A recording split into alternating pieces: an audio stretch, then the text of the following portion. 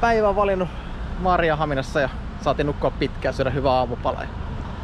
Tässä on suunnattiin sitten turistelemaan tänne kaupungille. Tää on meille ennestään aika tuttu kaupunki, mutta täällä on semmosia paikkoja, mikä ei ole vielä käyty. Sitten on niitä paikkoja, mikä on aina niin kuin must go, joten tää seuraava Svarta Katten kahvila, mikä tuossa on. Parhaita tousteja, mitä mä oon ikinä saanut. Kahvila sijaitsee idyllisessä vanhassa puutalossa keskellä Maarianhaminaa.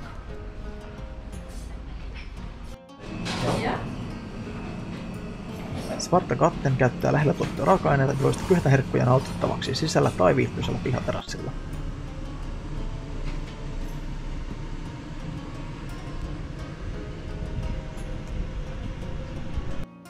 Suosituksen arvoinen paikka on myös Lilla Holmen Itäsataman vieressä, ja sieltä löytyy muun muassa lintutaloja ja vapaanoliviliikkukukkoja.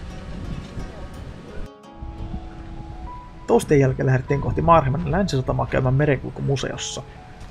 Museon sisältä löytyy merenkulkuhistoriaa ja laiturissa komeilee nelimastoparkki Pommern.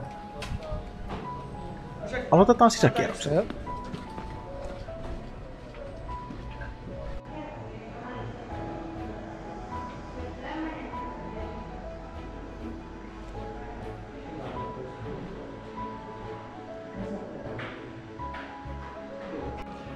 Tämä ruorilaitteen sisältäinen purjelaiva Passattiin törmättiin yllättäen Lübeckin lähellä Travemünde satamassa aiemmin saman vuoden keväällä.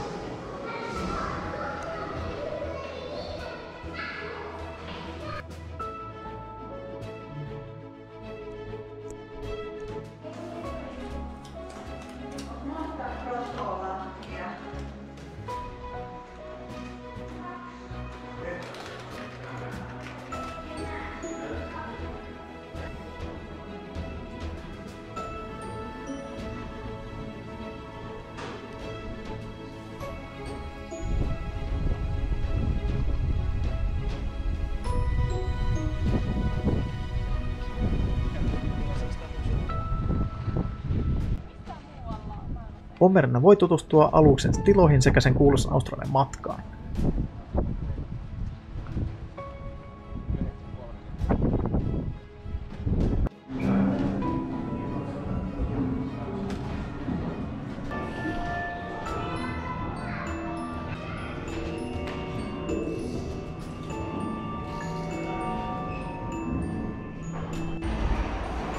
Laivan ruumaan on tarinan lisäksi tuotu tehostetta virittämään purjeleva fiilistä.